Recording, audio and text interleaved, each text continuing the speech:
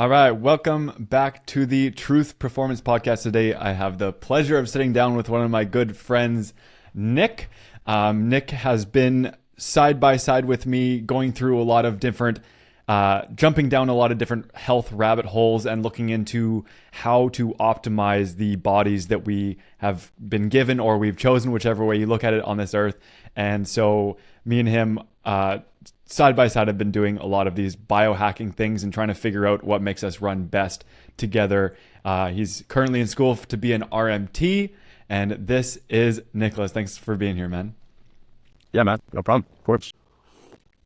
What do you? I just asked you earlier. What's in your cup? It is half decaf and half non-decaf, so coffee. So did you make two pots of coffee? No, I have a French press, so I just put half of decaf ground coffee and then half normal coffee. So Okay, why are you doing yeah, that? I don't want as much caffeine as like just having a normal, I guess, amount of coffee. So I just do half and half, just because it's less caffeine. That way I don't sleep as shitty at the end of the day, I guess. Okay. So there's a couple main things that I wanted to talk with you about today. I mean, I know me and you have both gone through and experimented on ourselves with a million different things. But one of the most recent rabbit holes that you've jumped down, and I don't know if I've jumped down it as far as you, but I've done it myself as well, is one of them is vitamin D. Yes. So you told me a little bit about some findings that you had going down the rabbit hole of vitamin D. Why don't you walk me through that a little bit? Yeah. So I started looking into it pretty deeply a couple months back, probably about 2 or 3 months ago. Kind of stumbled across a couple different books, ebooks, and then a couple different research papers. I was studying a research course in school, and then it led me to kind of start to look at just different things that interested me and actually read the articles and go through them thoroughly. And after doing that for some time, I started looking more into vitamin D and started to learn what I didn't know, which was a lot. I've been supplementing with vitamin D off and on for years, but honestly, I didn't really know why. I knew I needed to get it from the sun or, a supplement, but I was, taking it off and on, not consistently. And after doing some reading and some research, I realized that I honestly wasn't taking enough, and I was starting to learn the importance of it and just how it's such a key, essential part of, just everything in our body and how it affects every system. And I started to see how overlooked it is in just, in our mainstream health and society as a whole, and what's recommended to us after reading and learning about it honestly seemed kind of appalling to me, which is I think the standard recommendation is like 400 IUs per day for a person that's 0 to 12 months old. So, a baby that's under 1. And then they essentially recommend that if you're from 1 to 75 to take 600 IUs per day, which is literally just a 200 IU increase from From a being baby. a baby, which honestly makes absolutely no sense at all. And that's literally the current recommendations, I believe, from essentially the NIH in the United States. And then after learning about that and seeing just kind of what we actually need and what's being recommended, it just sent me down the rabbit hole because I just couldn't understand the discrepancy in what optimal health looked like for vitamin D levels. And I started to look into the levels and what the upper limits were and what they say toxicity, quote unquote, can be, and kind of started to see the BS in that as well. Because if you look at the research, they don't see toxicity until you hit an extremely high level, and yet they have these limits that are far below that level. And so I don't know if they're just trying to err on the side of caution, or they don't, there's just some weird low level conspiracy that, because vitamin D can make you much healthier in general, and it's so easy, it's cheap. So yeah, there's many elements and facets to what I've been looking into, I guess. And it's kind of hard to exactly pinpoint where, I've what I came to now in conclusion from, doing a deep dive into it, but essentially like what I've realized is we need to be taking far higher amounts of vitamin D compared to what we're told to take. The toxicity levels that we're told don't really make any sense based off research that has been done in the past, 100 years. And I think that there is some level of a notion or narrative out there that we don't need to be taking vitamin D, and it's, doesn't have as much of an impact as it does, but it really does. Okay, so let's break a few of these things down here. So in my opinion, vitamin D, whether it be for the sun or, well, primarily from the sun, and then if you can't get enough of it from the sun through supplementation, is like, I think it's like number 3 on the list of things like that you need to survive and be functioning properly. There's oxygen. You can only survive like 3 minutes without oxygen, unless you're, you figured out a way to hack that and hold your breath for longer. But regardless, more or less, your brain needs oxygen, right? Yeah. Water. You can survive a couple of days without water, or maybe even a couple of weeks. But hydration is imperative to like almost every function on a cellular level within the body. And then either 3 or 4, I think, is vitamin D. Vitamin D, so let's first talk about the name, vitamin D, because me and you both know that vitamin D isn't actually really a vitamin. It is, in my opinion, it has been changed to be called a vitamin to reduce the significance at which, like as if we're referring to it, it reduces the significance of it by calling it a vitamin, but it's actually a hormone that is part of an endocrine system. So like where can you dive more into that part?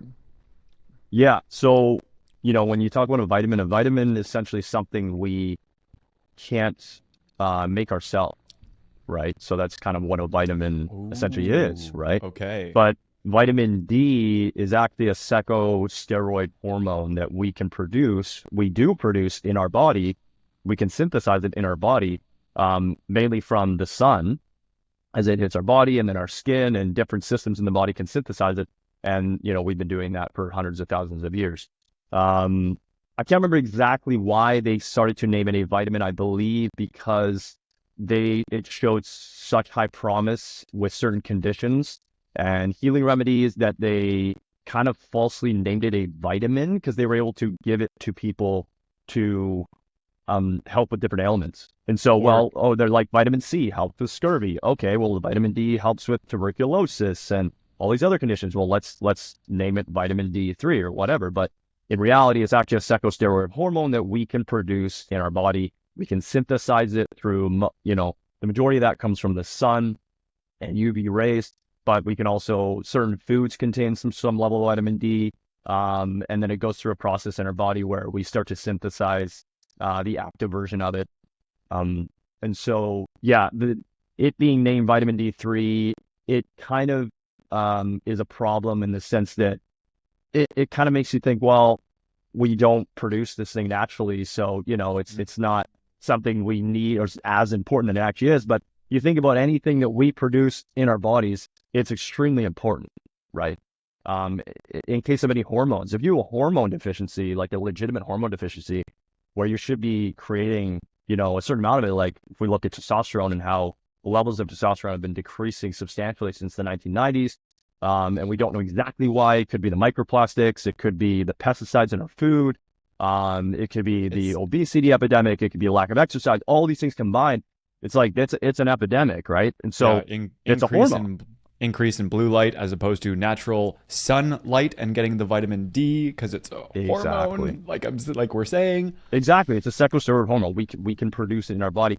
So if you look at other hormones like testosterone, estrogen, thyroid, parathyroid hormone, if these things are out of balance, it's a significant problem. And yet I don't think we look at vitamin D3 the same way because we see it as a vitamin, right? Something we should just be taking and it's fine. We just take it and whatever. But no, it's something we produce in our body. We need to substantially, we should be looking at the levels. We should be testing, it should be something you should be actively testing throughout the year, in my opinion, unless you're outside, you're near the equator, semi-daily, getting enough sunlight, then you're probably safe.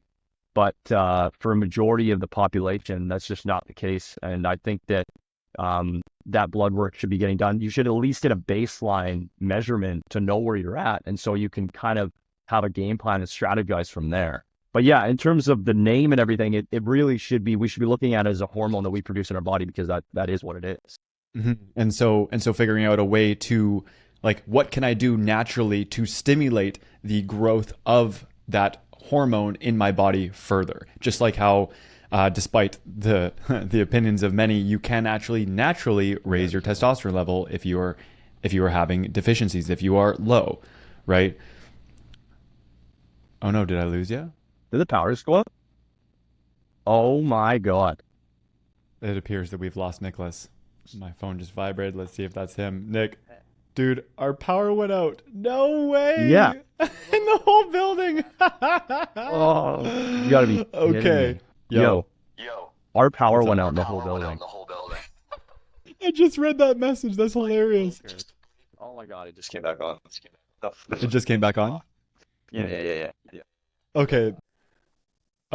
Sorry for that interruption. As we were saying, so unlike what a lot of people seem to think, based on what a lot of medical professionals unfortunately tell them, and it's not the greatest information, but if you have low testosterone levels, and testosterone is a closed looped endocrine system, and you can actually raise the levels that your body is producing of something like testosterone naturally, without having to add in an androgynous form or a synthetic form of testosterone to boost the natural limits. But that's not increasing the amount you produce. That's just increasing the amount that's in the system that's moving, which actually tells your body to produce less. But anyways, so how is that? So yeah, how does that relate then to vitamin D? How do we actually make our bodies produce more of it? Now, I know getting in the sun is one of them, and supplementing vitamin D is another thing. But do you actually know what that process looks like, and like where the steps lie?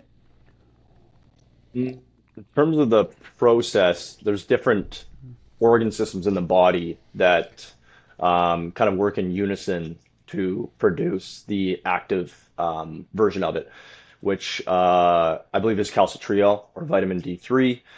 So, I mean, your skin is kind of the first kind of starter to that, because we mainly get it from the sun. So, when we get the UV rays from the sun, it kind of starts the activation of these systems to start producing the active version of vitamin D3. And the liver's involved, the skin's involved, and I believe there's some other systems like the kidneys may be involved as well. And so you have multiple systems kind of working in unison to essentially be creating this hormone, cyclosteroid hormone, that is involved with, almost every system in the body. And I believe about 10% or more of your genetics are influenced by this hormone or vitamin D3. So I can't get to the nitty gritty, micro details of how it's synthesized in the body. But essentially, it's involved with almost every system. There's different systems working in unison to create it.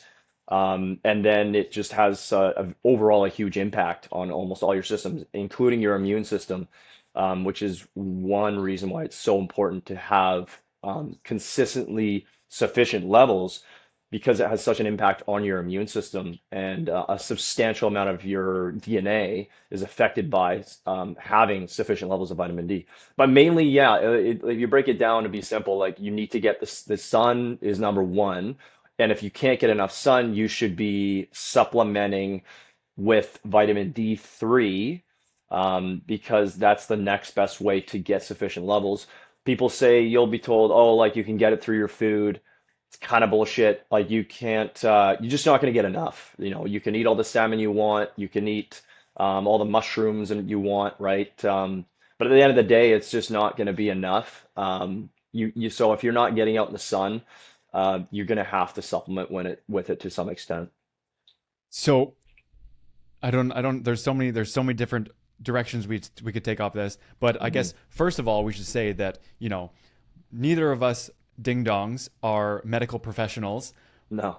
But we have probably accumulated a couple thousand hours between the two of us just doing our own digging, our own researching, listening to different professionals, listening to their points of view and perspectives, and trying to find the truth of how to make our bodies operate the best. And that's honestly, at the end of the day, why I decided to call this the Truth Performance Podcast, because not only is there the underlying objective truth of what makes our bodies work best, but there's also the individual variance of finding what is your truth and what does your body respond best to. Because especially when it comes to things like food and what we're intaking into our bodies, our gut microbiome is more diverse and more unique than our DNA and our fingerprints and all those other things combined.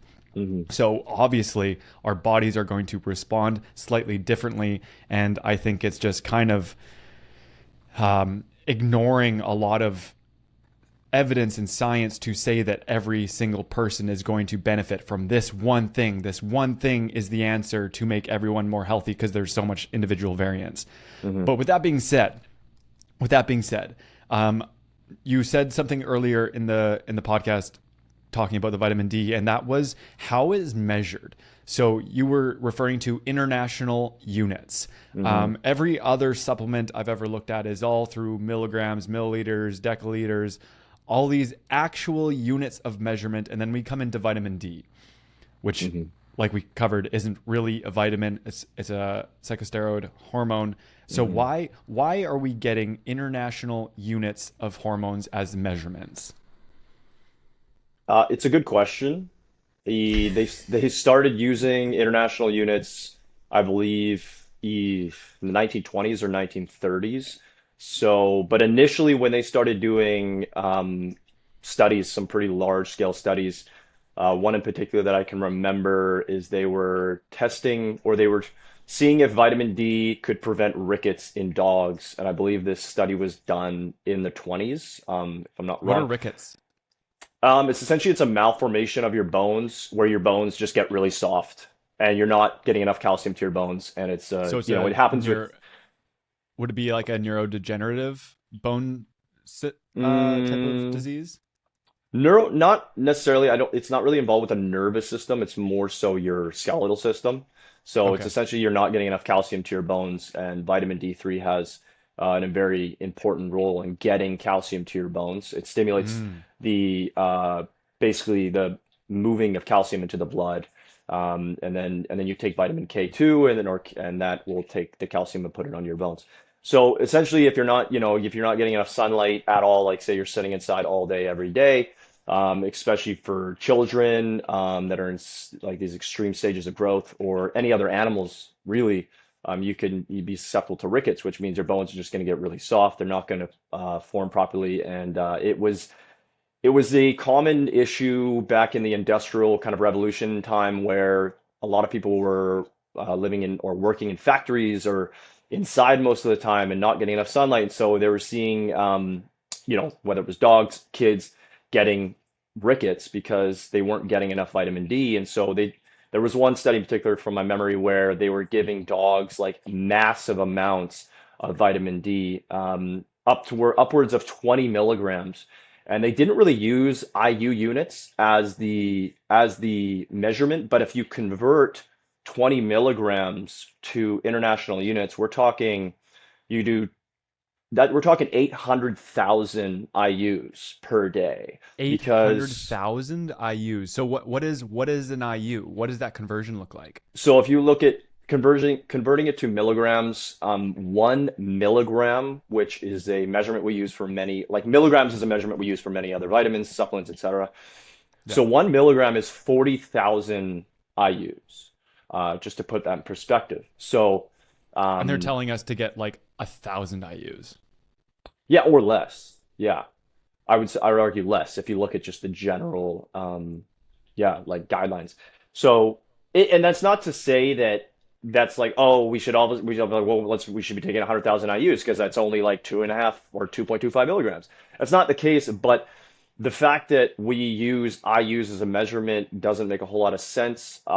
It throws, it just doesn't create a lot of accuracy, and it makes people think that when you say 10,000 IUs, it just you give this number. It's kind of an arbitrary number in a sense. Um, and you think you're taking way more than you actually are. When you're in reality, you're taking a quarter of a milligram. You're taking 250 micrograms. Micrograms is such a small amount. And then Yeah. just put in perspective of getting sunlight, if you're out in the sun near the equator for up to a half an hour, you're going to produce anywhere from 25 to 50,000 IUs naturally in your body. Mhm. Okay, so that's just being in the sun naturally. You're going to produce that amount. That research has been done. It's plain and simple. So when we're told, oh, if you take 10,000 IUs, it's going to be toxic. Well, it's like I need to be out. Like if I'm out in the sun for a half an hour, in direct sunlight in like the prime time of the day between like 10 a.m. and 2 p.m., I'm going to be making 25 to 50,000 IUs regardless, just naturally. So when you tell me that 10,000 IUs is too much, it doesn't make a whole lot of sense. And just going back to when we're talking about the units, if I talk to somebody, I'm like, oh, I told them, oh, I take 30,000 IUs a day, and they're like, oh my God, like that's so You're much. gonna die. You're gonna die, and I'm like, well, I'm not even taking a milligram, and they're like, oh, what do you mean? I'm like, well, 40,000 IUs is equivalent to 1 milligram, and they're like, well, that doesn't sound like a lot, and I'm like, yeah, that doesn't sound like a lot because it's really in reality not a lot. And so that's the thing. Most people don't know the simple fact that IUs, when you tell somebody even 1,000 IUs, wow, that sounds like so much. It's nothing. 1,000 IUs is almost it's nothing. It just sounds like a lot. So, and it's been a problem, I believe, since the early 1900s when they started to use that as a measurement, because when they initially started doing studies, my understanding they were using milligrams, and then they moved Mhm. to this IUs, and we don't know exactly why they went to IUs, whether it's like, oh, this is such an effective therapy for healing and illness and disease, but we don't want people to be taking such a substantial amount. Let's change the measurement units to make it sound like it's way more than it is, so they take less. That's like one of the potential possibilities. Call it Okay, so conspiracy, so but so let's draw out this. Let's throw on our, whether you want to call it your tinfoil hat or you want to call it your critical thinking cap. Now I mhm, see you already got your hat on backwards, so you're ready to rock and roll. So let's yeah, so let okay, nice, Chad. yeah. So let's think about this. So if the people that are organizing the guidelines of health through Hmm. the what we know as the healthcare system, and they decide, okay, let's change the unit of measurement from milligrams to IUs to trick people, because they're usually uneducated on this. They don't know what the conversion is, Hmm. and they won't realize that if they're taking 1,000 IUs, holy cow, 1,000, that's a lot. When really 1,000 IUs is how many micrograms did you say? Like We're talking 20, that would be about 25 micrograms, I believe. 25 micrograms. Okay. Yes, Which is yeah, point if I'm doing the two math right. point 0.25 milligrams or 0.025? Not even 0.25. I believe point 0.025. zero. Yeah, because if you're taking 10,000 IUs, you're getting 250 micrograms. So if you're taking Okay. 1,000 IUs, you're getting 25 micrograms. So yeah, 0.025. And so usually a little white pill of vitamin D3 is 1,000 IUs typically. It typically, yeah, but you can buy 10,000 IUs pills. Like I have those. But yeah, typically, Okay. yeah, that's So what you're gonna find. so to get back on this train of thought. So, and if the people that are organizing the for-profit healthcare system, and if vitamin D is so imperative to all of these other functions in our body, Hmm. and they can trick people into thinking they're getting more than they actually are, but it's still far greater than what they actually should have to have a properly functioning body, they are going to come up with other issues in their body, which are going to require other, whether it's supplementation or other pharmaceuticals, to garnish more profits from that. So are you saying, Nicholas, that it could be possible that they change the unit of measurement to international units, which is a made up sort of thing, just to make people have less vitamin D in their system at all times, to make them more susceptible and more likely to be in need of further medical intervention to make more money off of each individual body? I think there is a potential that there is some potential truth to that. Um, it's not it's not 100% clear because it's not like they've, you can find some sort of memo out there from Hmm. some leading, medical association that's like, yes, here, let's change it to IUs to throw off, yeah, like let's just create Of confusion, course. so Of people don't course. know how much they should take, and then it's going to sound like a lot. But there's some validity to that, and I think there's been some speculation of that, and the speculation goes back to, like I said, like we're talking the early 1900s, before the 1950s, because they've been able to synthesize vitamin D3 for over, pretty sure, 100 years. So yes, there's definitely I think there's a potential truth to that. I'm not going to say 100%, but when I started looking into this, and it just didn't make a lot of sense. Because if you tell somebody that taking 0.025 milligrams of vitamin D3 is substantial amount, or maybe too much, people are going to raise some questions, I think, because it's just such a small amount. And then you look at, again, going back, just to put it in context of how much you make naturally being in the sun, Mhm. right? If you can make, 20 to 50,000 IUs in half an hour to an hour of just being outside, like, why are we even talking about 1,000 IUs being too much? It just doesn't make Mhm. any sense. So yeah, in terms of the units, IUs, milligrams, to me, there potentially could be some level of a intentional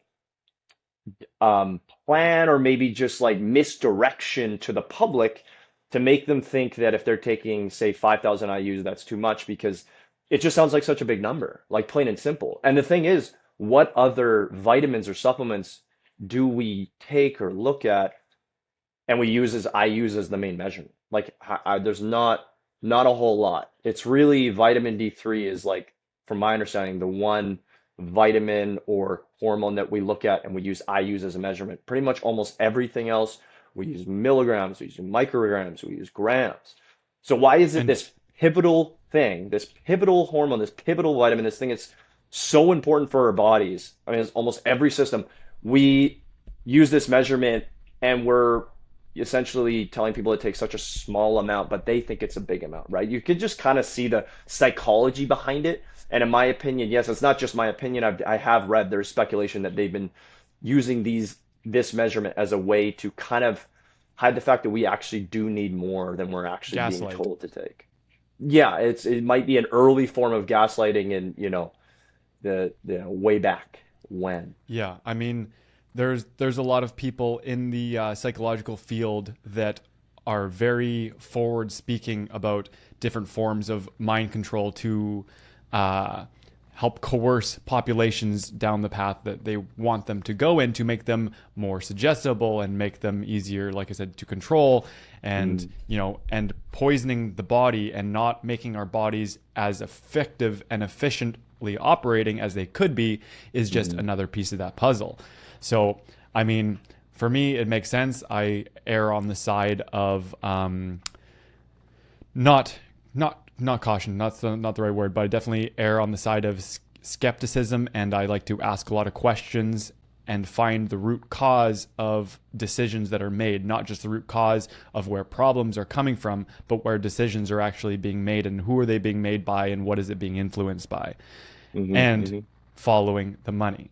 Which, I mhm, mean, a lot of the things that I've come to discover within the health and wellness space, which I'm now involved in from a business standpoint, uh, I learned first through the financial lens, as I learned about how the overarching financial system operates, and then you start to learn about the Federal Reserve and what is, people talk about printing money and quantitative easing. What is that? And like, how what is national debt? Who is it owed to? And look at all these systems, and then you learn how corporate interests work and how all these different financial vehicles operate. Then you look at some of like the, and then you learn about shares and shareholders and corporate stakeholders and all these things. Then you start to follow the money, and you just see where the interests actually lie. and it just opens your eyes to how systems on a grander scale, zoomed out, how they operate. So there's so many ways to see all these things. Through the health and wellness lens is definitely one of them. The financial is another one. So with that being said, I so could speak on that point that you made there to do with the mhm, finances, and like profit incentives. Just a small point. Yeah, so we're talking like back at, I think this is about, it might have been the 40s or the 50s. They saw, and when I say they, research and the medical institution saw how effective vitamin D3 could be for certain cancers, whether it was mm, prevention, treatment, etc. They really they did some good research, and they saw that wow, this is actually could be quite effective in either prevention or curing or a therapeutic use with cancers, that the pharmaceutical industry made three different drugs. I can't remember the names on the top of my head, but essentially, believe this was the 50s. They made three different drugs to combat cancer, to help with the treatment of cancer, and all they were synthetic versions of vitamin D. They're essentially the synthetic version of vitamin D2, and they were doing doses of about 50,000 IU's a day. And I think what happened there was they saw how effective just vitamin D3 could be, and they're like, well, how can we make some money from this? Let's make our own synthetic version. Let's call it a completely different name, right? So people don't even know what it is. It's completely separate from what vitamin D is, but essentially it's all it was. It was just vitamin D with a fancy yeah, name, and then they could there's no use money it. to be made from it. Exactly, because if you can synthesize vitamin D3, and it's very cheap. So why not make your own drug, call it something else, and there you go. So that's And from, we're talking like 60, 70 years ago. I know, it's unfortunate. And I mean, Dr. Zach Bush talks about the same thing. Are you familiar with Dr. Zach Bush and his work? I've heard of the name, yeah. Yeah, I think he's actually part of the Gaia network now as well. But he's an MD and he had a medical practice which he has now closed because he understands about how the medical system has actually functioned and how it works. So Hmm. he was doing cancer research, and he found like a holy grail in his opinion, where he was finding that vitamin A was a compound that could cure cancer and was able to, in isolation, uh, I guess, reduce spread and just eliminate cancer cells. Hmm. And he went to his superiors and was saying like, I've got it. Hmm. We've got Hmm. something here. Let's do this. Hmm. And his superiors kind of just said like, good luck. Like he's like, I want to Hmm. like let's run this through patenting. Let's get this started. Like let's make a Hmm. difference in the world. Hmm. And they found that there were patents that were already taken, and all these patents were patent blocks. So Hmm. other people already own the patents to it because they already knew what it does, but because they can't make large amounts of profit from it because it's an organic compound and it's Hmm. already made, so they can't take it and rebrand it and sell it as something else because all it is vitamin A, and they can't make money off of it. So what they've Hmm. done is they put a patent in place, literally just blocking anyone else from using that as um, a cancer treatment, Yeah. which is terrifying, sad, pathetic, and Hmm. so many other things, so many Hmm. other things. And he was so discouraged and so disgusted at how the system was operating that he, like I said, ended up shutting down his medical practice and goes and looks his the way he looks at things like child development and autism and behavioral issues and cancers, and how food functions in the body to be able to help with so many of these things and through nutrition is just brilliant. But with that aside, you were mentioning a toxic limit. So Hmm. I've heard a lot of people saying the same thing. Oh, you don't want to take too much vitamin D because you can get vitamin D toxicity.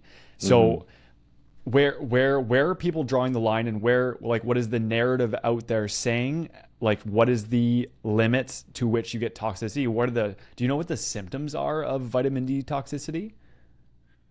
So, yeah, vitamin D toxicity in general is extremely rare. And if we're talking about the number one symptom, it's really just overcalcification in the blood. Um, so, in terms of symptoms, you can get, if you really get to that point where you're getting vitamin D toxicity, you could have fatigue. You could have overcalcification of your arterioles, the small arteries in your body. Would that cause a spike in blood pressure? If it's calcifying Potentially, like that? yeah, potentially, but it's such a slow process, and we're talking to even get to that point is incredibly difficult. You'd have to be taking anywhere from like hundreds of thousands of IUs, if not more, daily, and then on a pretty much regular basis to get to that point. And then even it's not like something all you're not gonna have a heart attack or anything out of nowhere. It's you're gonna get some of these gradual symptoms and negative side effects. And mainly it's overcalcification because you're just going to stimulate too much calcium in the blood, and then that's going to lead to a potential onset of problems. But Which is you're funny gonna, because most people don't have enough calcium to begin with either. Most people yeah, are low in calcium, along with being deficient in vitamin D. So why are people being scared away from having too much vitamin D, aka having anywhere close to what your body actually needs to operate properly, with dangling the carrot of fear of another nutrient that we are mostly deficient in as well, and that's the yeah, fear. yeah, yeah. No, That's 100%. Yeah. I mean, that's the oh thing, right? And we're talking again. We talk about vitamin D toxicity, but the amount of cases out there, I mean, are so small. It's such a small amount, and it's like you have you have to you have to really screw it up to even get to that point. And even if you get the toxicity that we talk about, you're not, it's not like you're just gonna die overnight. Like you're gonna kind of notice what's happening, and then you can basically like down regulate. You can whatever stop doing whatever you're doing, which must be pretty insane to even get to that point, and then mhm. you'll be fine. You'll be fine. The remit like when it comes to actual remission of overcalcification or vitamin D toxicity, you essentially everyone recovers. And the couple of cases that come to my mind are we're talking like a guy that accidentally took one like 1 million to 2 million IUs a day for a couple months, right? So How we're do you talking accidentally do that? just it could be actually manufacturing problems with the actual vitamin D he was given. So if you look at the Okay. actually like early on when they were manufacturing vitamin D3, a lot of the cases of vitamin D3 had to do with like issues with the manufacturing itself, where it was tainted supplements, tainted vitamins, or it was like massively, like the dose was way higher than what was actually put on the label, that kind of stuff, right? So if you, as long as you have a good supplement or whatever, like it to even get close to toxicity is it's really, really difficult. So it's interesting that we talk so much about vitamin D toxicity, but to actually get to that point is incredibly difficult. And then when you get the symptoms, you can kind of see the symptoms coming. They're not so great, but you can essentially you'll recover pretty much 100%. That's what we've kind of seen in the cases that have happened. But to talk about kind of on that point, I don't know if you want to talk about kind of the levels in terms of what we're told with our blood work, what's supposed to be the upper limit and how that relates to the Yeah, toxicity, and I can for kind of sure. speak on And that. and actually on that as well, I just got blood work done and I just got the results back last week, and Hmm. I took them to my naturopath and we went over them, Hmm. and vitamin D wasn't on it. Right. Yeah, which makes sense. I mean, that's the interesting thing is that vitamin D3 testing, at least here in Canada, and in BC in particular, you have to pay just to get your vitamin D3 tested, which is very interesting because, in my Mm. opinion, it's one of the most pivotal, important hormones, vitamins, whatever you want to call it, in our body, and yet it's one of the few biomarkers you have to get a doctor to actually fill out a requisition for, and then you also on top of that have to pay $72 to get the test done. Is it Um, through blood or is it through DNA? blood is through blood work. Blood. Yeah. Okay, that pisses me off because uh, with getting my blood work done, I had to go to the clinic 3 different times before they'd even take my blood. Because the Hmm. first time, actually the first time I went, it had closed down. It's only open till 11:40 for the Hmm. actual blood work clinic. The clinic stays open till 4, but Hmm. the testing, the actual part of the clinic, is only open till 11:40. So the first time Hmm. I went, it was late. The second time I went, they asked me to be fasted. So I took that Hmm. opportunity to do a fast. So I'm sitting there with a tourniquet on my arm, having my veins popping out all over the place, He's like, okay. And he's just answering a few questions. He's like, okay, when did you have dinner? What time did you have dinner yesterday? I'm like, I didn't have dinner. He's like, okay, what time did you have lunch yesterday? I didn't have lunch. And he's like, getting all confuzzled. And then he said, well, what time did you have breakfast? I'm like 9 in the morning, and now it's like 12 the next day. Hmm. I guess it wasn't 12. It was like 10 the next day because it was before 11:40. But Hmm. he's like freaking out. I'm like, what? He's like, you need to be fasted between 8 and 12 hours. I'm like, the fuck's the difference, man? Like, Yeah. you told me to be fasted, so I'm fasted. Like, and Yeah. he said, oh, it can skew some of your numbers. So I was like, okay. So Mm. I literally had to break my fast, and I had to go in the next morning to get the blood work done. And I fasted between 8 and Yeah. 12 hours just to give them what they wanted, and then got it done.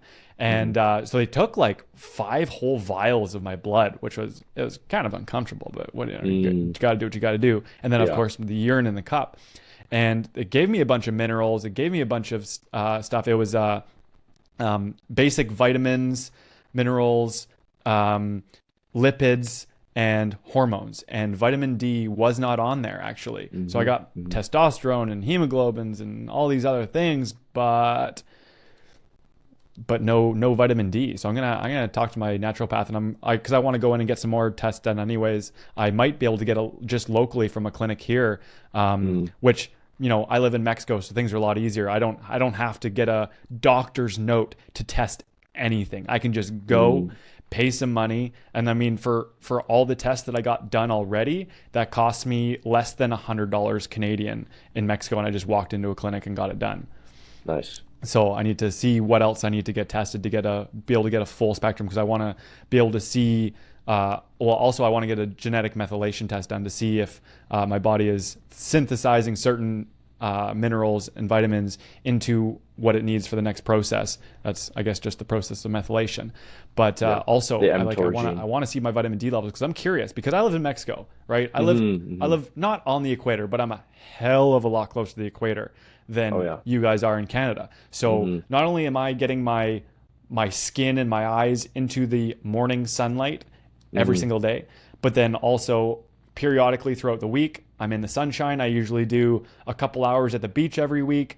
I spend 2 to 3 hours not under any umbrella or anything, with my shirt off, playing beach Hmm. volleyball every Friday.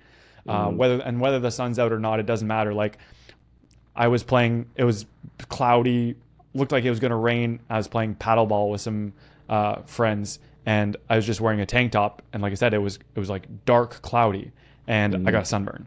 So Yeah. it Yeah. doesn't matter if there's cloud cover, you are still getting the UVA, UV, whatever, all the spectrum of UV light coming from the sun, even through the clouds. So I'm really Yep. curious to see, because I haven't supplemented since I left Canada for Yeah. vitamin D. So I'm really Hmm. curious to see what my levels would be at, and see if I actually do need to supplement continuously, even though I live in the tropics. Yeah. Yeah, it's a good question. I mean, I can only speculate on what your levels are. I would say, yeah, I mean, you're probably at least in the healthy-ish. You're probably in the healthy range, because if you're out in the sun, 4 or 5 days a week for a couple hours a day, that's pretty good. But honestly, it's hard to say. That's why I can go and I can talk on length about vitamin D, but the number one thing I tell people to do is to get their levels tested, to get a baseline of where they're at. Hmm. Because if you don't do that, you can tell me that taking 20,000 IUs is too much, daily, or you can tell me that, you're good taking 5,000 IUs a day, or 1,000 IUs a day, or taking the 700 IUs a day that are recommended. You can tell me all day it's good, and that's you're going to go with the guidelines and whatever. But until you get your levels tested, you're just it's all speculation. At the end of the day, it's all speculation. Yeah. And it's just it is kind of mind-boggling to me that we need to pay for it up here. You have to get a requisition for it. They kind of question you. You're like, what are your symptoms? You almost have to kind of lie Even for about it. vitamin D? Yeah, well, exactly. But it's more like, why vitamin D when it's so pivotal? Um, and and we're talking, if you want to talk ranges, from my understanding, and with the research that I've done, and just what I've read, we want to be near 250 nanomoles per liter, which is what I believe the conversion to nanograms per milliliter is, about 100 nanograms per milliliter. So if you got the different ranges there. Up here, I believe the United States goes nanograms per milliliter or nanograms per liter. I can't remember the exact off my head, but it's nanograms essentially in the States. And then up here, when we do our blood test in Canada, you see nanomoles per liter. It's a pretty easy conversion. If you do, it's just 2.5 times. So nanograms, 2.5 times that, and then you have nanomoles per liter. So what's interesting is that if we look at optimum levels, you want to be getting close to 100 nanograms, okay, which is 250 nanomoles per liter. But if you look at the blood tests in Canada, like I did recently, if you go above 250 nanomoles per liter, your blood work will get flagged, essentially saying you're now going into the toxicity or unhealthy range. But from what we see with, optimum ranges and optimum health, where it's affecting your immune system and all the other system, it impacts not just osteoporosis, because for essentially, if you have, say, up to 100 nanomoles per liter, or if we're looking at maybe nanograms, we're looking at maybe above 40 nanograms per milliliter, then yes, you're good in terms of rickets. You're good in terms of your bones, sure, but we're not even into the realm of the immune system. We're not talking about all the other systems it impacts. Brain function. Everything, exactly. So you need to be getting closer to the 100 nanograms, right? Or you need to be getting closer to 250 nanomoles per liter to be impacting those systems. And so what's really interesting is that when I look at my blood work, my last test done, I was at 175 nanomoles per liter, which I did a test a year and a half ago, and I was at 95 nanomoles per liter. Oh, And wow, you almost doubled it. yeah, yeah, exactly. And honestly, at the time when I did my first test at 95, I thought I was good. I was like, wow, it says I'm not below 75 nanomoles per liter, which is what they say is deficient. So I'm like, wow, I'm good to go, right? I can keep supplementing every second day, 5,000, 10,000 IUs, not even really thinking about it. But now, after learning what I've learned, that I want to be at 250 at least. My goal is to get to that 250 and be above it, if at least, because that's where I've seen how it, the benefits in terms of your immune system and all the other systems in the body is you want to be up close to that upper limit. And so what is interesting is that you will get flagged if you're above that limit.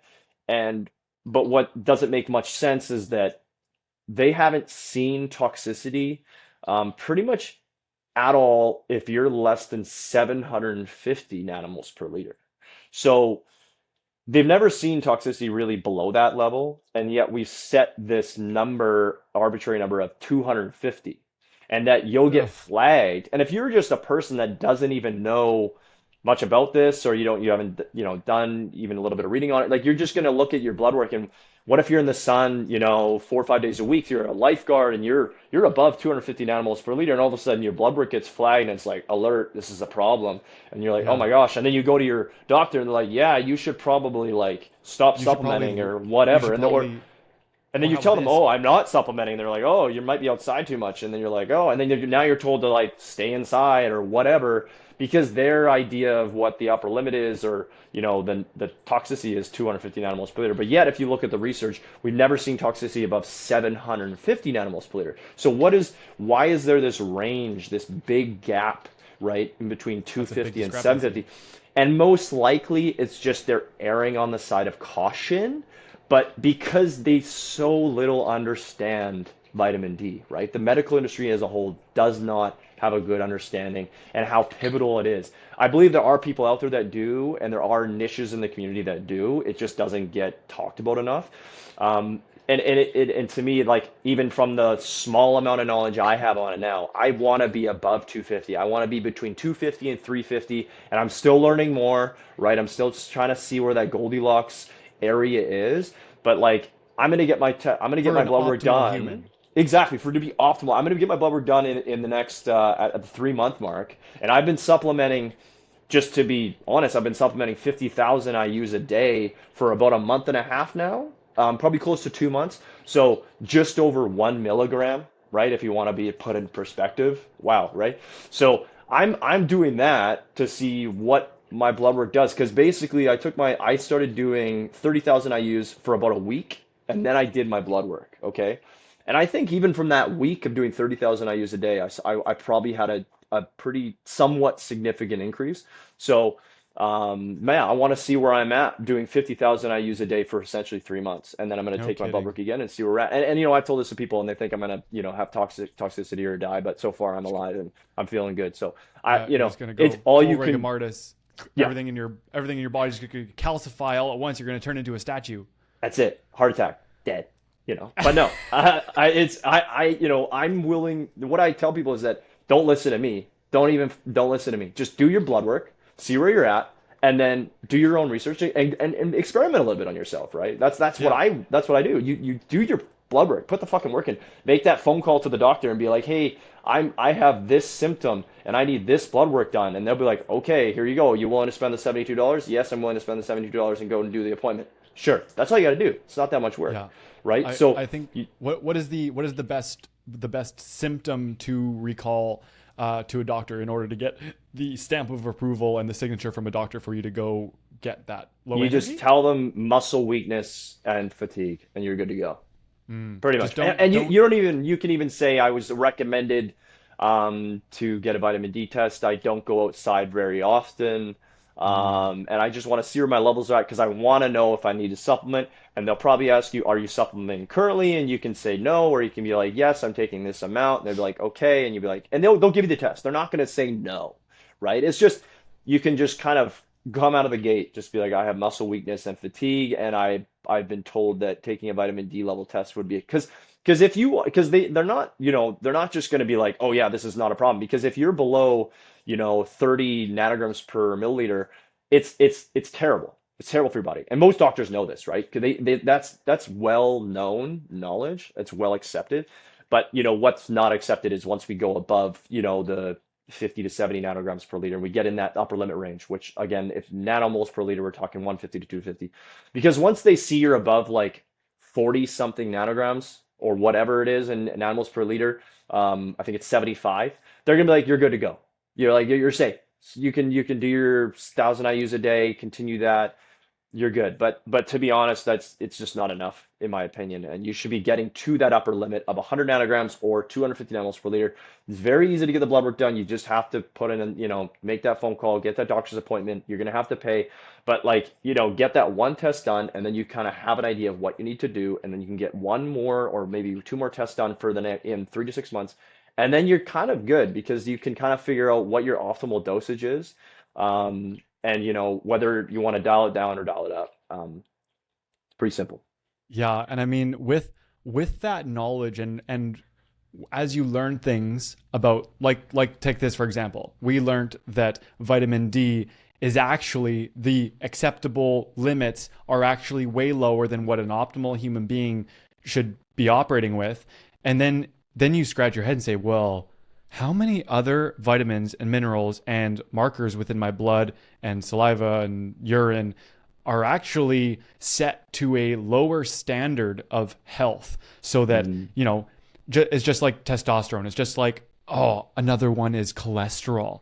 They have lowered the bar as to what they consider a healthy amount of cholesterol. When cholesterol, just like vitamin D, I think cholesterol is another one that's in the top 5 things that are important for you, right? Mm-hmm. Cholesterol is what makes up the myelin sheath that protects your brain from things Mm-hmm. entering into your brain that cause damage and degradation. And it's so important. And that number has dropped. And now they want you below 100. Like, I can't remember what the unit of measurement is, but they want you below 100. And so when I did my blood test and I took it to my naturopath, I emailed it to her. And then when we sat in her clinic and we were talking about it 2 days ago, she's like, there's a couple things that are, they have the red asterisks on it. And, Yeah. we're actually going to ignore a couple of those things. I'm like, are those things my cholesterol and my LDL? And she's like, yes. And she's like, why do you think that those things are important? And I told her what I just told you about cholesterol. I'm like, I eat a very high protein, high fat, animal based diet, and with a lot of saturated fats, and my LDL is going to be high. However, I know from doing my own research that LDL, when it's coming from saturated fat sources, is not a precursor by itself to cardiovascular disease or fatty liver disease or any of these issues that so many people that it makes me so mad that, especially in today's age of social media, where people are literally just making content, putting down other people's shit and just putting other people on blast just to boost themselves up, which is just a disgusting form of content creation and creation in general. But like, you take a carnivore, someone who's been eating carnivore, they've seen decreased inflammation, increase in energy, better skin, better digestion, autoimmune issues going away. There's so many things, but then they look at their labs and they've got high LDL, and then the people take those videos of them showing their labs and be like, this person, no wonder they eat butter and meat all day. They're gonna have a heart attack and die pretty soon. Look at their LDL levels. I'm like, no, you monkeys. Like, that's not how this works. It is not by itself from saturated sources of fat going to be a precursor to cardiovascular disease. That's not how this works. It's like LDL can be a precursor to these diseases when mixed with other things, and the sources are coming from unsaturated, polyunsaturated, completely manufactured petrol-based products like seed oils. Oh, yeah. So it just drives me nuts. So going back to the story, the limit for that is they want it under 100. For LDL, they want it under 200. Well, guess what? I had asterisks on both of those because I eat so much red meat. I eat so much eggs, but that's healthy cholesterol. Those are things that are actually healthy and optimal, and things that make your brain, your body, your digestion on a cellular level, make your body work more effectively. So and potentially protect you from Alzheimer's and neurodegenerative diseases. Because, yes. I mean, your cell membrane is made up of phospholipid. It's a phospholipid bilayer, right? It's made out of fats, cholesterol. Every membrane in every cell of your body is made out of fats, right? So, yes, just speaking on that, it's incredibly important. Yeah, it's so it blows my mind and really makes me think, like, holy shit, like, do I need to do deep rabbit hole dives on every single other mineral and process in the body and vitamin and different lipids to see exactly? Yeah, like, yeah. It's insane. Yeah. Well, dude, the biggest, like, holy shit eye opener for me was about almost a year ago. I happened to listen to a podcast. It was Gary Brecka's The Ultimate Human Podcast, and he was talking about the importance of vitamin C. And I've actually saved that podcast. It's downloaded in my playlist so I can listen to it again. But he was talking about all the different functions and all the different processes of where vitamin D is so crucial. Mm-hmm. And then immediately after that, complete coincidence, if you believe in coincidences, I think it happened to come up for a reason, but it was I can't remember whose podcast it was on, and I've been unable to find this episode. I mean, you were talking about this the other day. Yeah. I've gone through every podcast of this sort. Like, I couldn't remember if it was Chris Williamson or Diabetes CEO or Joe Rogan, but they had a scientist on from, I believe it is from Russia or the Ukraine or Bulgaria or something like that. And his research was in the vitamin D field, and his research was showing the effects of spike proteins from certain inoculations and certain remedies, or whatever you may call it. We both know exactly what we're talking about, and how it's actually disrupting the pathways and the signal sending for vitamin D, and like blocking receptors, because it's a hormone, right? Hormone systems are endocrine systems which work on basically a supply-demand communication system. So there's receptors, and what the spike protein was doing was blocking the receptor, which is only going to make your body think that you have enough, which is going to make your body produce even less of it. And as we find out the importance of vitamin D and find that if that is true, if what that doctor was finding to be true about spike proteins and affecting your body's ability to receive and produce vitamin D, that in itself is like a whole different level of chemical bodily warfare, and it is terrifying. Honestly, it's evil. It's pure evil, and even just above all the other things we talked about. But on that note, I do want to jump onto something else. Now, when people hear that, we're trying to optimize and biohack and all these things, not a lot of people know exactly what that means and what that looks like. And one of the reasons I really admire what you do and how you do things is it's so applicable to your life. Like right now, you aren't in a season of your life where you're trying to be a competitive athlete, or you're not trying to be a bodybuilder or like compete in some of these different feats, but you are currently in a state where you have a 6-month-old baby. You are in full-time school in an accelerated program that is very dense and very complicated. You are living in a situation where you are making things work in a certain way, like even just your transportation to get to school. You take a bus, then you hop on a train, and then the West Coast Express train from Mission all the way into Vancouver to go to your school. And so now you're dealing with a little bit of work here and there spread out. You're dealing with your life. You're dealing with having a girlfriend and a baby at home and managing all these things whilst learning a whole new practice in a university course.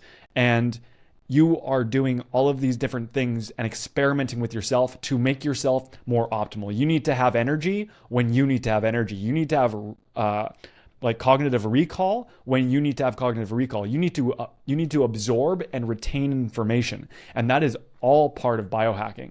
So one of the things that you were telling me that you've been doing is you've been playing with different methodologies of like intermittent fasting and eating methodologies in order to make yourself the most optimal, mostly like energy wise and cognition wise for exactly what you're doing.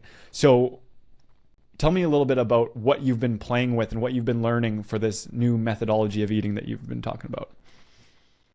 Yeah.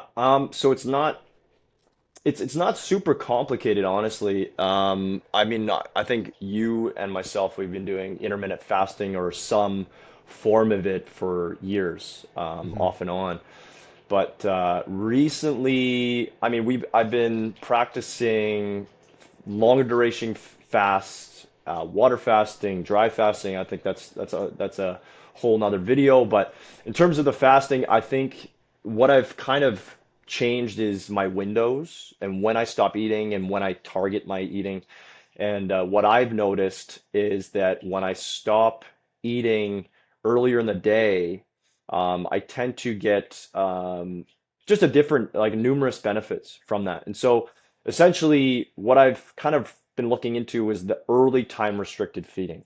And so rather than having, say, a window of eating at 12 p.m. to 8 p.m., if you're doing intermittent fasting, it's very common to do a 16-8. So you fast for 16 hours and you eat in an 8-hour window. And for a lot of people, they skip the breakfast and they eat their first meal at 12 p.m., 1 p.m., and eat their last meal, let's say anywhere between 7 and 9 p.m. And then they go to sleep anywhere from an hour, a couple hours after that. When I started looking into early time restricted feeding, and essentially all that is your window is going to a earlier time in the day.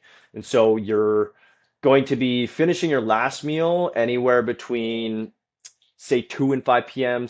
It could be a little bit earlier, could be a little bit Okay, later, so but so why? Like so why right. is it bumping it earlier? What is the logic behind that?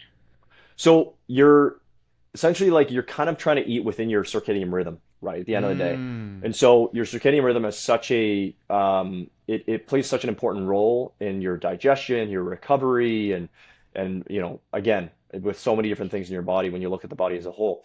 And so when it comes to absorption and digestion of food and nutrients and your metabolism, it's most active in the morning and the afternoon, right? So if you want to maximize, the utilization of the food and the building blocks of your body and the nutrients and all that stuff, you want to be eating in the earlier part of the day.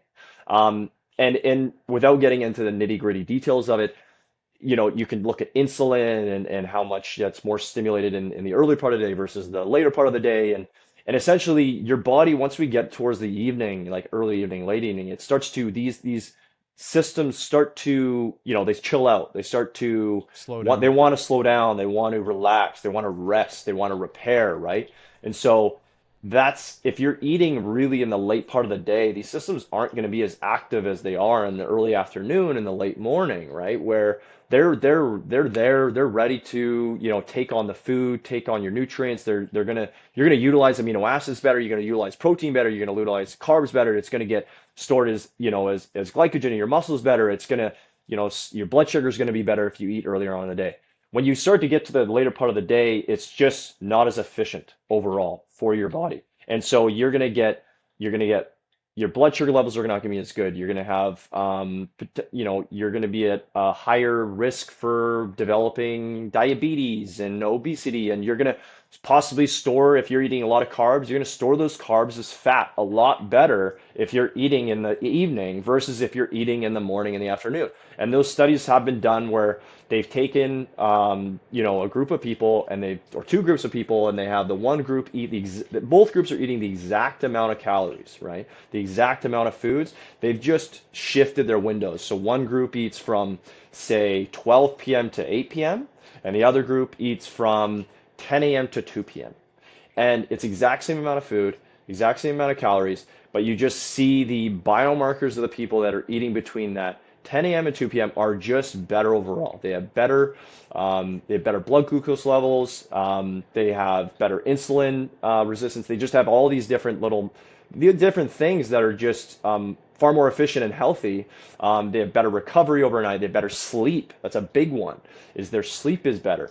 And then how important sleep is. And for me, it's like I'm gonna try to do everything I can to create the best sleep possible. And one of those things they've seen is that if you're eating in the way later in the day and then you go to bed a couple hours after you eat, your body's got to it's now working. It's trying to digest that food. It's spending energy. Your body's going to be higher in temperature, which we know you want to have a lower temperature in your body to sleep better. So just simple fact that alone, your body has to go through that digestive process. It's going to be going through your stomach, which takes anywhere from 5 to 7 hours to empty, and then it's going to be in your small intestine. So in terms of like the simple, just the simple points of it is that like eating earlier on in the day is just going to be far more efficient for your body. It's going to utilize the food better. You're going to sleep better. You're going to recover better. You're going to have less inflammation. And a lot of it's to do just with the circadian rhythm and what our bodies have adapted to over hundreds of thousands of years, right? And your digestive organs, actually, your different organs in your body do have their own rhythm. They have their own circadian rhythm where they kind of turn on and they turn off. They kind of upregulate and they downregulate. And that really does have to do with the time of the day. And so they upregulate and they're ready for action in that early part of the day. And once they get towards the end of the part of the day, they downregulate and they're not as ready to function. That's kind of the simple science to it. And obviously there is bio-individuality with that too, because like I see people as well being like, they're sub 10% body fat, absolute animals. And then they post videos daily, be like, this is my nightly 10 p.m. feast before bed. And their body metabolizes. For sure. Every body is different. So for sure, at the end of the day, it is finding what is truly working best for you. But that's the sleep element is what made what you're talking about as a circadian based restricted eating window made it make the most sense, because it's the same thing with like prolonged fasting and sleep. Like we know that when we're sleeping, our body has a amount of energy, like let's call it a glass. And if it has, talking about a percentage of it being full and how much is being utilized for the processes that sleep cycles do. So that's getting into your deep sleep cycles. That's repairing muscles. That's if you're in a fasted state, you can go through autophagy while you're sleeping, producing growth hormone to repair all these things. But all these systems require energy. And if your body is utilizing some of that energy, drawing away from that cup to you do other things like digestion, especially hard to digest foods and even liquids contribute just a little bit of that effect as well, which is why dry fasting has been found to be even more effective for autophagy and quicker repair than water fasting, because there's absolutely nothing in the digestive tract, not even water, for your body to process.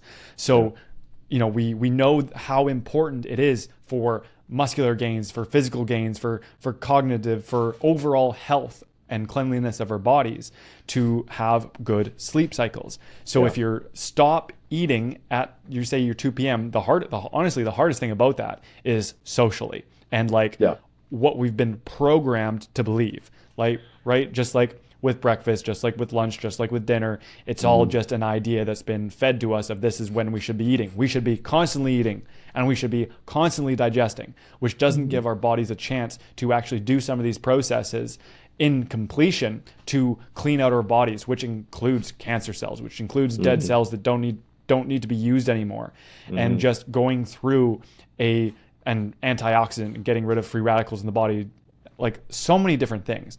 So it makes so much sense to have a clear track of digestion before going to bed. Now it may suck, it may seem a little bit backwards, but when you think of it, of getting optimal sleep, it makes so much sense. Yeah, and to speak to that too, in terms of the social aspect, if you, because I do understand that's definitely a challenge for Yeah. people, and it's been a challenge for me at times as well. What you can do is you can, if you do still want to eat dinner, I would recommend, still trying to eat before 6 p.m. I would say give yourself at least 3 hours before you sleep, Yeah. right? But what you can do is make breakfast your biggest meal of the day, right? Make lunch second biggest meal of the day, and just make dinner a very small, nutrient-rich meal. Make it a small meal because even though you do eat later on in the day, if it's a smaller meal, less calories, it's still going to be better, right? Than eating a giant dinner as your biggest meal. So if you're still like, I want to sit down at the dinner table, I still want to have something to eat with my family or my friends or whatever. If you're able to just eat a lot less, it's going to be you're still going to gain that benefit, right? For the, increased autophagy, decreased inflammation, better sleep, all that stuff, because you're just eating less. So if you really still do want to just eat a smaller meal. That's definitely a way to go because I do know some people that do that like to practice early time restricted feeding. Or they say like me, I would say 4 or 5 days of the week, I just don't eat dinner. And then on the weekends, I give myself some leeway. If we're going out or we're doing something, I'll eat later on in the day. Sometimes I'll eat less.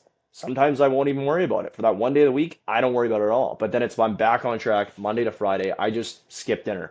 I bring these giant lunches to school. People think I'm crazy. They're like, "What are you doing? Like that's just too much food." I'm like, "It's a lot of food, but it's also mostly all whole foods, so it's not actually extremely high in calories." And then on top But of it's that, nutrient dense. it's nutrient dense. And then I finish eating by about 1:30 p.m. It's all gone. I'm done. And they're like, "Oh," and I'm like, "Yeah, that's it for the day, right? I'm done. I've ate my food, and then that's it." Okay, so interesting. I have a question for you.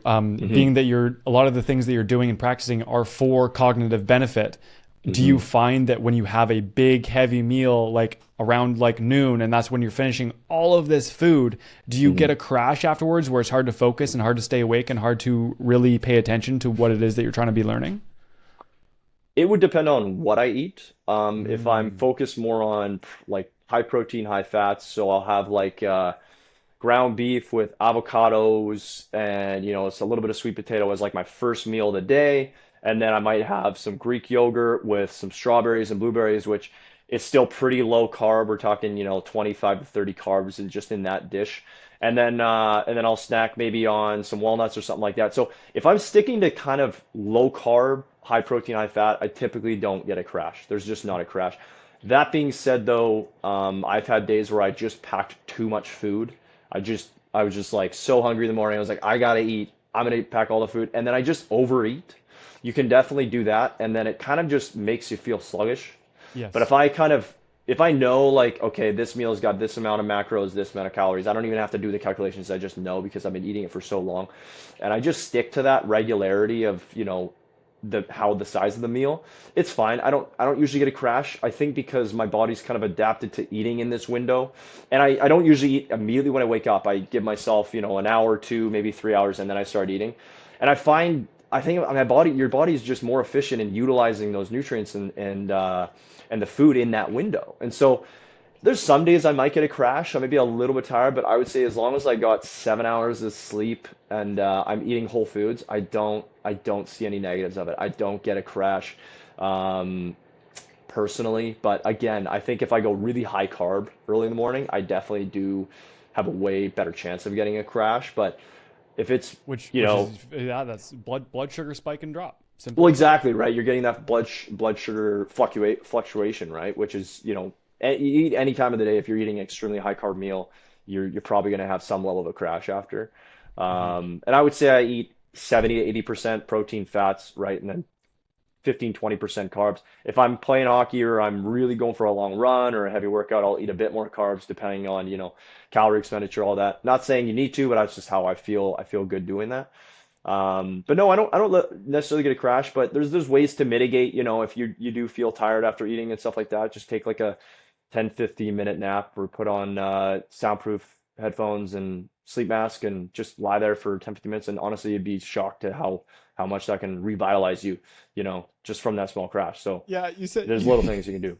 you sent me a photo the other day of you wearing big sound canceling headphones that look like these and an eye Yeah. mask, Oh just yeah. to show That's me. me. That's me on the train for 5-10 minutes. That's me at school. That's me in class sitting in my chair. I just shut because you just can't, there's no stimuli. You shut off all the stimuli. We're bombarded with stimuli all day, every day. We don't think Hmm. about it. And people have anxiety, we have ADHD, we have all these things. Just shut off the stimuli for 20 minutes and you'd be shocked what your nervous system does, especially all the noise, all the visual stimuli taxes your brain like crazy, right? You shut that off for 20 minutes. You will notice at the 10, 12 minute mark, I guarantee you, your body just starts to slow down. You just start to, you don't even have to think about it. Your breathing slows down. You feel calmer. All of a sudden, you're at 15-minute mark. You're like, wow, this is nice, and you're doing nothing. You're just cutting out the noise, cutting out the visual stimuli, and it's a game like it's a game changer for me if I need it Yeah. throughout the day.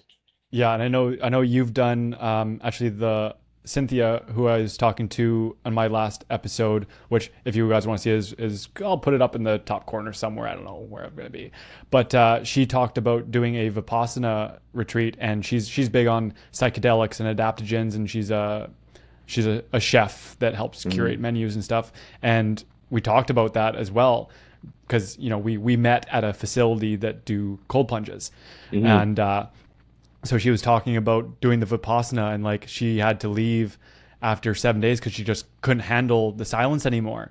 And I Hmm. know you did the Vipassana as well. And it's the similar thing as to why I'm doing my morning routine that I'm doing right now. And it is making a huge difference in just the state of which I'm operating out of on a daily basis throughout the day. Yeah. Like, oh, I just all it's doing is a 10-minute mindfulness practice, right? Yeah. Just focusing on the breath, and if I notice thought coming in, I literally just say thank you, I don't need you right now, off you go, back to the Hmm. breath, and just Hmm. doing that for 10 minutes. Yeah. That's it. And then doing the cold plunge where you're overriding your nervous system response, switching Hmm. from sympathetic to parasympathetic and being in control by controlling the breath, controlling the Yeah. body, knowing you are in control and you are safe, overriding that entire system. And then Hmm. I throw in breath work, where Hmm. again, you're doing the same thing. You're just flooding your body with oxygen rich blood, getting to your tissues, getting to your organs, getting to your brain. And it's literally reconfiguring your brain chemistry. Yeah. And the difference doing that morning routine for me has made is ridiculous. And so I I know believe you've it. done a lot of meditation. You were actually, even after your last Vipassana, you wanted to incorporate a lot more meditation into your day.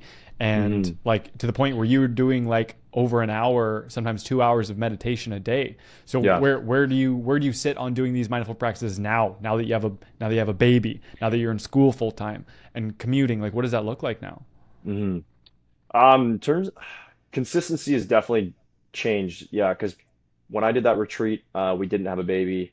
When I got home, I basically set aside an hour in the morning, an hour at night, and I did first thing I did when I woke up, and sometimes I needed to wake up a little bit earlier. Did an hour of meditation in the morning, hour at night. Um, that was definitely far easier post retreat because of the retreat you do roughly 10 hours of meditation every day for 10 days straight. It's kind of like a boot camp, right? And so you get home and then the idea of doing 2 hours of meditation is like this is going to be no problem. It's going to be easy.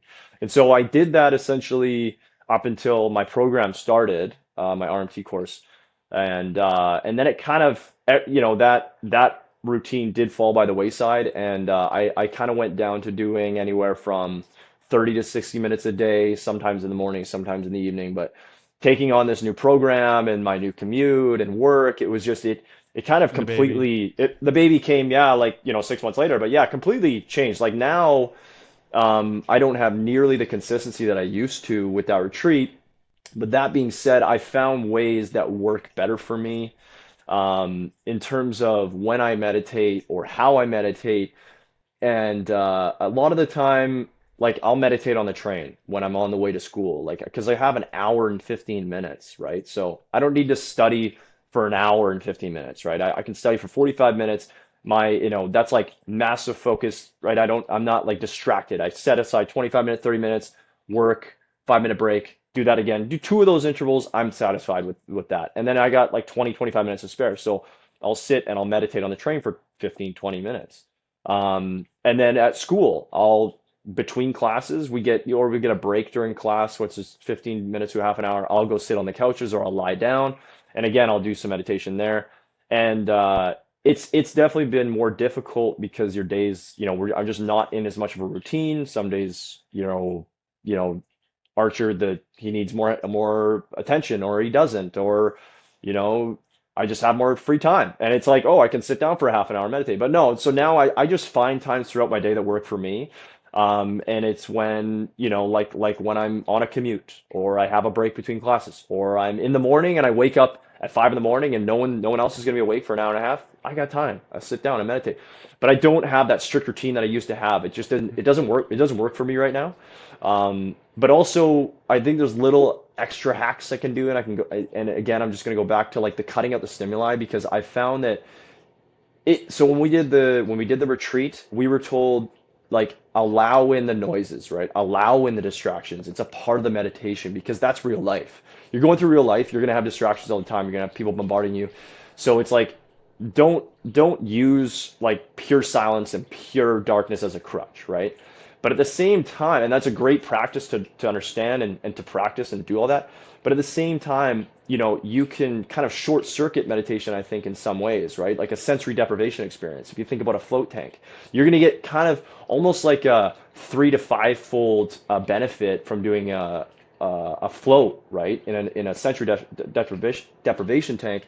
And you need that 3 to 5 fold increase as you would just meditating sitting down, because you're cutting out everything, right? So your brain gets this like almost like pure relaxed state. And so for me, I don't have as much of a consistent meditation routine, which in turn makes meditation harder for me. So what I do is I try to make it even easier. So I cut out all visual stimuli, I cut out all sound, and then it's like, I feel very comfortable within that 5 to 10 minute mark. Like the noise, the voices, they just die down that much quicker. And so if you're somebody that really finds meditation, that much more difficult, or again, you're in a situation like me where you don't have that free time, it's like you can, get yourself an eye mask, get yourself a $20 pair of, earmuffs that cut out all the sound. Try that, because I personally think it's like a somewhat of a hack within the meditation. It lets you it just like naturally calms you down. And I think that's a way to like almost just like make it easier for you. For me, that's like I said, just to like wrap that all up, I meditate when I can. I find moments throughout the day. Sometimes I do 10 minutes a day. Sometimes I do 45 minutes a day, right? I don't really have time. I don't do more than an hour, but like I will at the end of the day sometimes do at least an hour, but it's more like chunks, 10 minutes here, 20 minutes here, 30 minutes here. And you're going to find like you're going to get, so much, again, just like noise and stimulation throughout your whole day. And you're going to be anxious at times. And you're like, why am I so anxious? This doesn't make sense. It's because you haven't given yourself a break. You haven't given yourself just the time to downregulate, right? We're not built to be stimulated constantly. So I find it's almost better for me to be doing these like small meditation breaks throughout the whole day, because it just like makes me more present, right? I'll come home and I'll be sitting on the bus, or if I did drive that day, I'll get back from mission. I'll just sit in my car and meditate for 5 minutes, because like it lets me, when I walk in the door, be a bit more present, right? Rather than I've just been like driving, listening to a podcast, like just got off transport, all that. But it's like if I meditate that 5 extra minutes in the car and then I walk in the door, I feel just a bit more present with the family, right? Exactly. So that's kind of where I'm at now. It's like I find time when I can. I do it throughout the whole day because I find it helps being present in different moments throughout the day. And then I use little techniques like cutting out the noise, cutting out the visual stimuli. And I think I recommend to people who don't meditate regularly, that's a good place to start. The only thing I would say is if you're not comfortable with like pure silence, it might be a little tough with the earmuffs. But that's just something I think is a good idea. I It's think seven the groups. biggest catalyst to getting me into meditation was actually doing guided meditations, Right. where they give you some stimulus to work with to Hmm. focus your energy and focus your attention, and whether it be, focusing on the breath, and then, you know like, I remember I think you introduced me to the Waking Up app, by, Hmm. what's his name? Sam Harris. Sam Harris, yeah. Despite the fact that I don't agree with him on everything that he does, but I mean, you're never going to agree with everyone on everything. But Hmm. his meditation app was great, and his guided Hmm. meditations were so well curated, and like you could change the time frames, which made the gaps between what he was saying longer, and just Yeah. like little cues to remind you, hey, if you notice Hmm. a thought, or notice you're getting lost in thought, and Hmm. or just like how to visualize yourself, and just so many little cues that made me getting into meditation a lot easier, because a lot of people come to me and say, like, because I've been documenting every day the last 37 days of me doing a morning meditation sitting in front of my red light panel, right? Yeah. Sitting right here. Yeah. And a lot of people are like, man, like, I can't meditate, like, I can't do it, I don't know how, I'm not Hmm. good at it. I'm like, that's Hmm. the whole point. The whole point Hmm. isn't to be good at it. This isn't about Hmm. mastering anything. This is about Hmm. a practice where you're practicing being in control of what's going on up here, Yeah. right? So all these different ways, I've done a couple where I've guided people do through like relaxation, or, you know visualizing, because I visualize myself kind of like in the upside down from. I Stranger always Things. forget the Stranger Things. Thank you. I Yeah. Yeah. always forget the name of the show to use as a Yeah. reference. But when they're in the upside down, they're literally sitting in, like, a half an inch of water in a complete darkness, and you can't see anything anywhere. It's just darkness. So Yeah. I imagine myself sitting in my chair. I've envisioned myself looking at myself from a third party perspective from above, and Nice. looking at myself, and I envision thoughts as they come in. And then once I'm starting to think about these, I see them, and I just like block them and send them away. I say thank you for them. I don't need them right now. They can come back later. I know they're not going to run away forever. They will be back. Thank you. I do not need Hmm. you right now. And just Hmm. envision blank, empty space. You see something else coming. Oh, that's a distraction. I don't need to be Hmm. distracted right now. Thank you Hmm. for this thought. I'll come back to it later, and push it away. And just imagining it like that, like even just that alone helped me immensely on that trajectory to getting into meditation, and incorporating it to a daily practice. Yeah. With that being said, I know you are the one who introduced me to using a deep freeze as a Hmm. cold plunge. So thank you for that. You're welcome. But what other things do you have as like things that you do not miss? Things that when you do in your day, you know that you're gonna be the best shot of being the best version of yourself. Like, so meditation is one of them. Do you have any other routines that you do? Yeah. So recently, again, when we were talking about the early time restricted feeding, it's not really a routine, more of it's a habit. So I think that's made a big change. Just Mm-hmm. basically skipping dinner. Just in terms of my energy levels when I wake up, the improvement in my sleep. And again, yeah, if we want to go to sleep, yeah, we have a pretty good sleep routine where, we kind of we have, Philips Hue bulbs in our house. Automatically, everything dims at 6 p.m. So all the light gets low. We try to cut out the blue light by, at least an hour and a half before we're getting into bed. Are Philips Hue anti-flicker? Anti-flicker, that's a good question. I'm not 100% sure. So yeah, so even if you do have like you can change them to dim, or change them to a different spectrum of light where they Oh, don't yeah. produce blue light but still Hmm. produce red light, or like Right. say if the bulbs turn orange, Yeah. they if you don't have a right frequency of LED bulb, it still flickers, which is what's signaling the body to think it's daytime, is having that Interesting. spectrum of light that we can't see it flicker. But like if you Right. take like your phone camera and aim it at an LED light, you see it flickering and moving and dancing. Mm. So I'll there have to look are, into that. yeah, because there are specific lights that you can buy that are non-flicker LED Okay. for that purpose. Just I'll which is de just Yeah. taking it to an extra level. Oh yeah, for sure. No, I'll definitely look into that. But yeah, for like having a good sleep routine and then just going to bed. We go to bed pretty early. Like we prioritize sleep, especially with a baby. So, I might be in bed for 9 hours, sometimes even longer, to get that 7.5 hours, 8 hours, because that's pivotal for, Hmm. the next day. So it's prioritizing sleep, not eating too late, cutting out that blue light, like, you obviously do. And other than that, it's like when I start my day, I usually try to get in a quick workout almost immediately. So I'll get out of bed and I'll try and jump on the assault bike. Or I have an assault bike in my living room, jump on that even for 4 minutes, do a hard 4 minute interval, sometimes 8 minutes, just to like supercharge the body, get that dopamine going. And then some Oxygen. oxygen.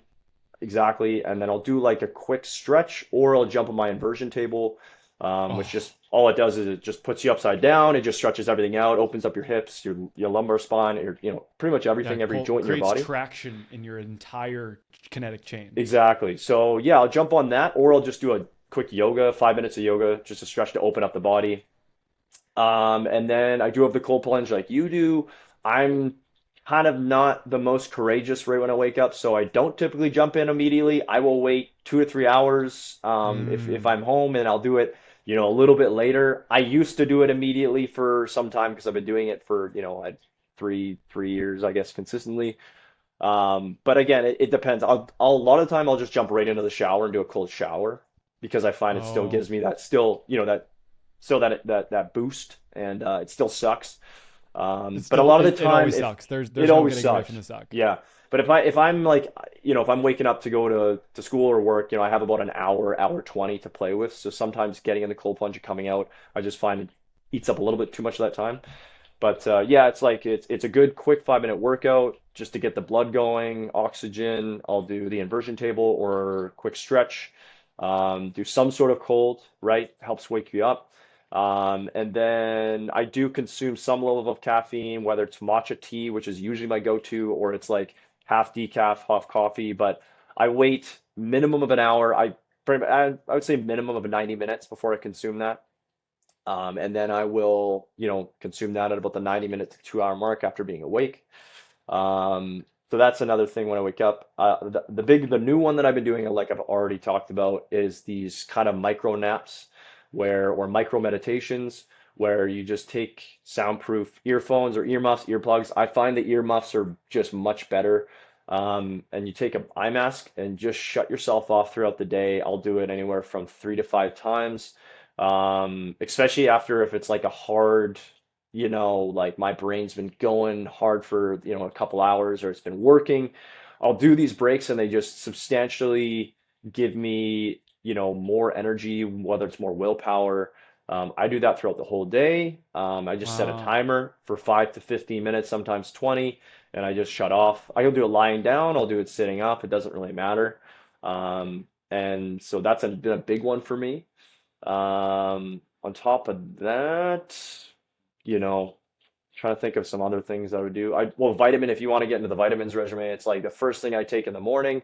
Vitamin D3 is number one. I take K2 with it, and then I take magnesium because it's a cofactor. So I take those as like a three, kind of a triad. That's the first thing I take. Um, and because if you want to go back to the vitamin D quickly, when it comes to interacting with the immune system, it has a 24-hour cycle. So if you've been taking supplementing vitamin D for months and your levels are nice and sufficient, you're going to be protected against osteoporosis, all that fun stuff.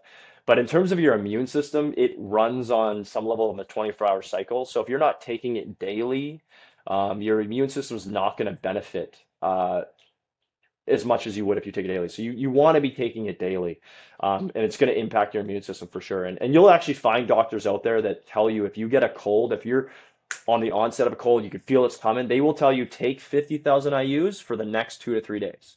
Yep. Take it because they know it impacts your immune system, but it's on a short cycle, right? So that's like first thing I do in the morning, and I'll try to wait a bit because then I want to take it with some sort of fat because it does help to take it with some sort of Yeah, fat. it's a fat soluble vitamin. Yeah, for It's a sure. fat soluble vitamin. So I mean, if you get a good supplement, it'll usually have like an olive oil extract in it or some sort of good solid fat, right? So you're already gonna have the fat with it. So as long as you have a solid supplement or solid brand, that you don't really need to worry so much about eating with it. But there And are, that's a whole other rabbit hole with the vitamin D thing, is yeah, where you're getting the supplementation from, because like your Jameson vitamin D3 probably isn't the best source of vitamin yeah, D3.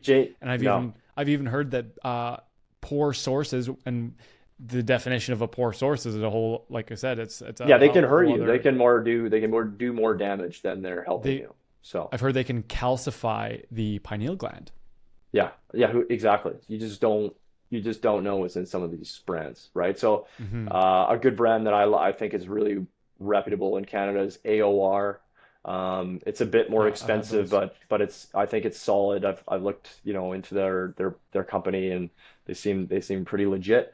But yeah, other than that, I mean, I've got a whole other slew of vitamins like boron and a multivitamin from a very specific company that runs out of Colorado, where every single ingredient in the multivitamin is methylated. You won't find one ingredient that's not methylated. You won't even find ascorbic acid as vitamin C, which is the synthetic version of vitamin C, which is about 99% of the supplements of vitamin C is ascorbic acid. I recommend don't take that. There's other better versions. It took me a long time to find this company and this vitamin with this just like almost like what I think is a perfect profile. So I'll take that to school in like a small case, and I'll usually take all those vitamins. It's a lot. It's almost too much. But I take those with a meal usually, and yeah, that's multivitamin, boron, that's methylfolate, vitamin C. Vitamin C I can usually get from my food, but yeah, it's a slew of things. So that's another thing. That's a whole other thing, is like taking your supplements and your vitamins. I usually take vitamin D is the first thing I'll take in the day. I take that with K2 and magnesium, and then I have the other things like the multivitamin, the boron, etc. I'll take that later on in the day. And then Crazy. if it's a workout, creatine, I think 10 grams is I think 10 to 12 grams is going to give you that cognitive boost. So you can take the 5 grams before a workout, but I usually take 10 because there's some research showing that it gives you a cognitive enhancement, but you need to take around minimum 10 grams, sometimes even 12. So I'll take like 2 scoops of creatine, 10 to 12 Five grams. milligram scoops. Yeah, 5 gram scoops, 5 gram scoops. Yeah. Sorry, yeah, so 10 to 12 grams of creatine pre-workout, or sometimes I'll take that pre-test for school. So so I just learned Hmm. from a guy who is I can't remember his name, but he is a enhanced bodybuilder and sports nutritionist and athletic scientist and all these different things, researcher. Hmm. And he said not to take creatine with a source of with a source of caffeine, and not to take it pre-workout, because the caffeine, it almost like cancels out and blocks the creatine from actually being able to do what it needs to do. You're best to take it either during, like, intra-workout, if you're taking like a BCAA or anything else, Hmm. during your workout, and or after your workout, but not before, and not with caffeine, which is funny because I usually put it in my freaking coffee. So Right. I haven't been doing that That's anymore. interesting. Yeah, That's which something, actually yeah, makes sense, very interesting. because like one of the times when I was like the biggest, like, just animal, when I was playing junior hockey, and I would take creatine. Well, I would take it pre, inter, and workout. Like I was taking like electrolytes in the Yeah, form of Gatorade, which now I know is dog shit for actual electrolytes. But I was, yeah, when I'm on the ice and doing dryland training, and like during training camp and yeah, tryouts for junior hockey, like, but I came out of it, I was an absolute beast. yeah, Because I was all the physical activity, but because I was actually supplementing properly, and like yeah. replenishing myself and doing all these things. So yeah, the creatine intra and post workout was a big one. But man, we're at an hour and a half on the second Mm, recording after your power went out. So wow. I'm gonna respect your time here. You've got a family to tend to. It's Yeah, Sunday. But thanks, man, for coming on. of course. I would definitely love to do some more and dive down more rabbit holes. I miss the fact that I'm not a 5 minute walk away from you anymore. Same here. Being that I live in Mexico, but I always appreciate and look forward to our conversations, because they are always so, what's the word I'm looking for? Expansive and very, very in detail, and it always leads to more growth, whether it be in myself or you, and very much appreciate it. Yeah, man. No, it was a lot of fun. Let's do it again. All right, my man, you have yourself a good rest of your day, and we will chat soon. And Thank you, everyone who's watching or listening to this point of the Truth Performance Podcast. That is all for today, folks. Thanks.